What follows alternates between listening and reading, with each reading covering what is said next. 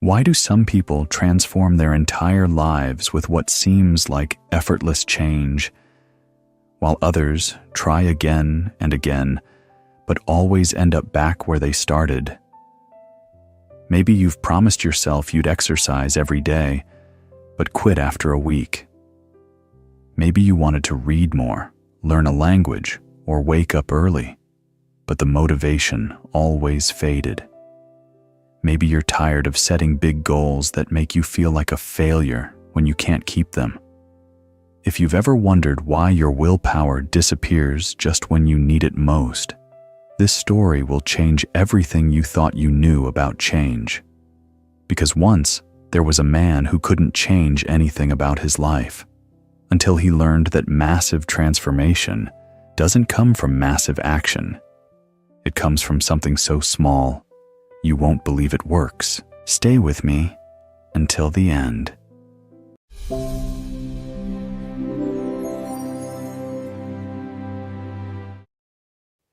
In a bustling city where everyone seemed to be racing toward success, there lived a 32-year-old office worker named Daniel. Daniel was the kind of person who had big dreams but couldn't seem to make any of them real. His apartment walls were covered with vision boards and motivational quotes. His bookshelf held dozens of self-help books, most of them barely opened. His phone had 17 productivity apps, all abandoned after a few days.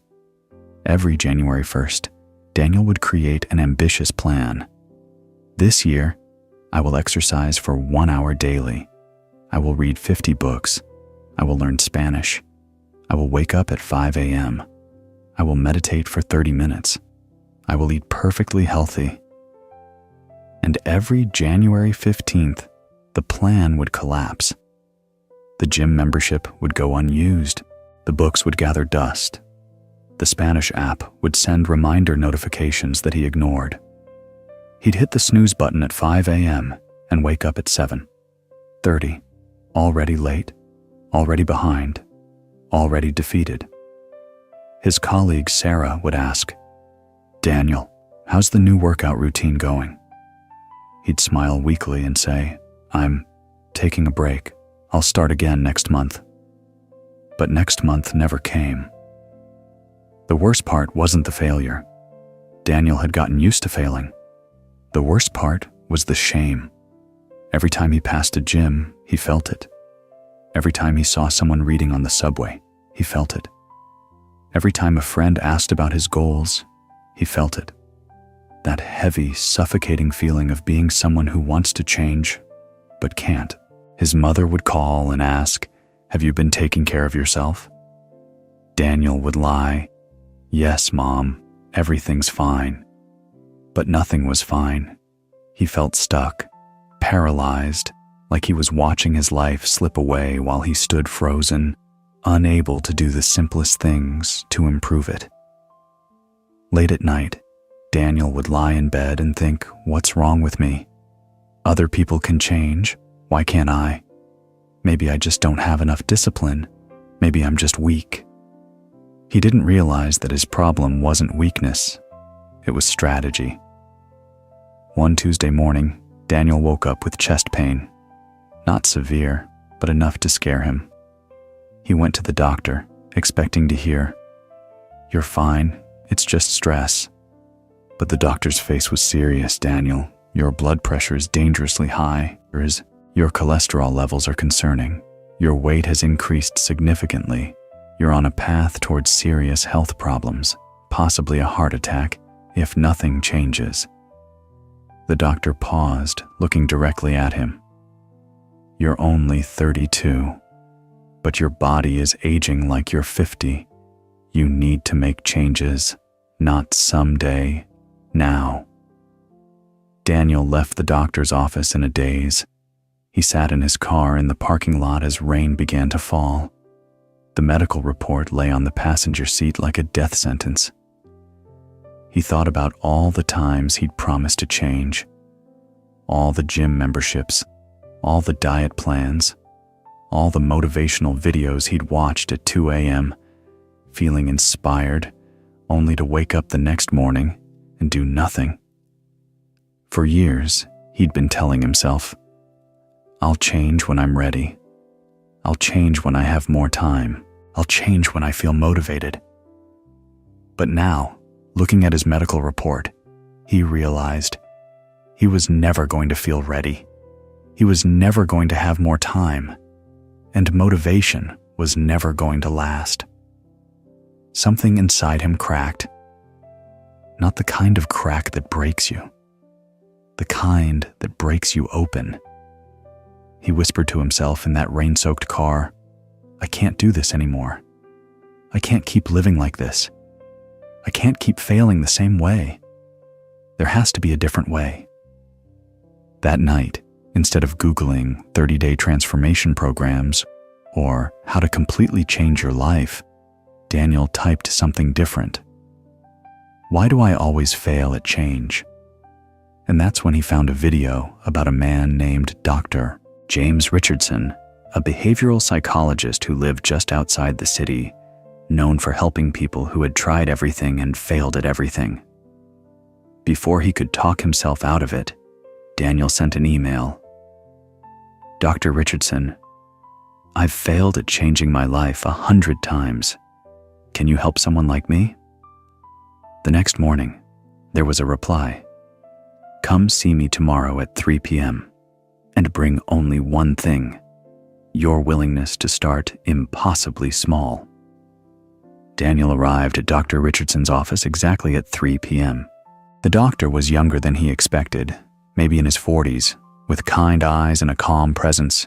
"Daniel," Dr. Richardson said, "tell me about your goals." Daniel began his usual speech. "I want to exercise daily, eat healthy, read more, wake up early, meditate, learn." Dr. Richardson held up his hand. "Stop. That's not a plan. That's a fantasy." He walked to the whiteboard and drew 2 stick figures. "This person," he said, pointing to the first figure, "decides to run 5 miles every morning starting tomorrow. What happens?" Daniel knew the answer. They run for 2 days, maybe 3. Then they quit.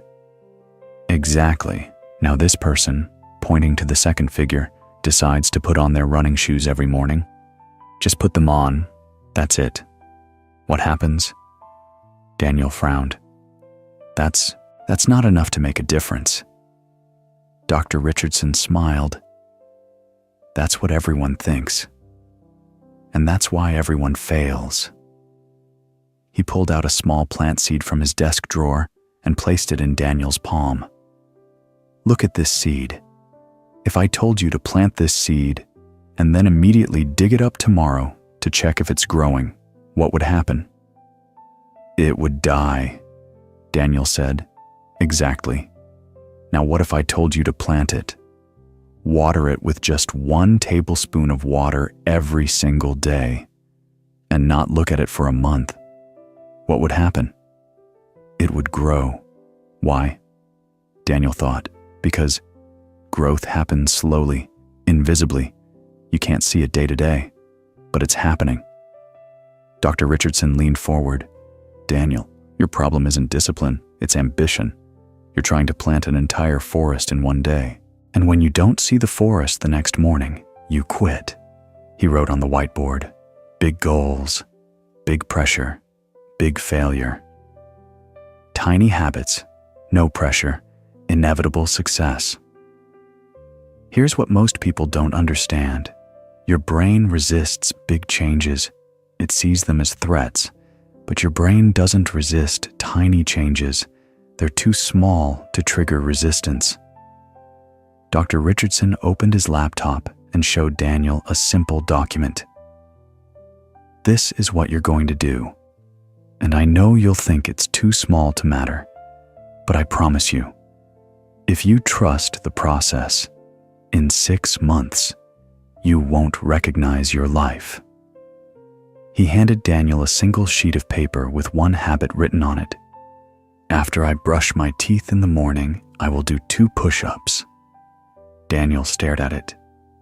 2 push-ups, that's it? That's it. Not 3, not 5, 2.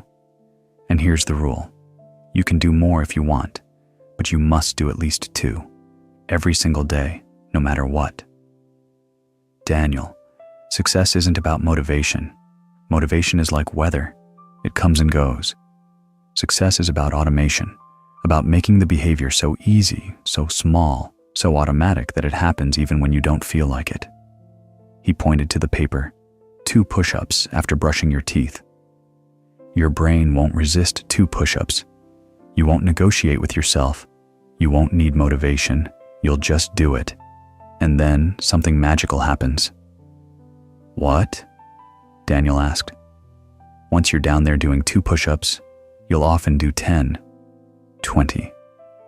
But even if you don't, even if you only do 2, you're building the most important skill of all. The skill of keeping promises to yourself. The skill of being someone who does what they say they'll do. Dr. Richardson stood up. 1 tiny habit, Daniel. Just 1. For 30 days. Can you do that? Daniel looked at the paper. 2 push-ups. It seemed absurd. It seemed too easy. But for the first time in years, he thought, I can actually do this. Yes, he said, I can do that. The next morning, Daniel brushed his teeth, feeling slightly ridiculous. Then he got down and did 2 push-ups. It took 8 seconds, he laughed. This is supposed to change my life. But he did it again the next day. And the next, day 4, 2 push-ups. But then he thought, I'm already down here, and did 8 more. Day 7, 2 push-ups turned into 15. Day 10, something strange happened. After his push-ups, instead of immediately getting ready for work, Daniel felt energized. He did 10 jumping jacks, then he drank a glass of water. Week 3, the 2 push-ups had become automatic. But now, Daniel noticed something else. On his lunch break, he felt restless, so he walked around the block. Just 5 minutes. He didn't plan it. He didn't force it. It just happened. Week 5.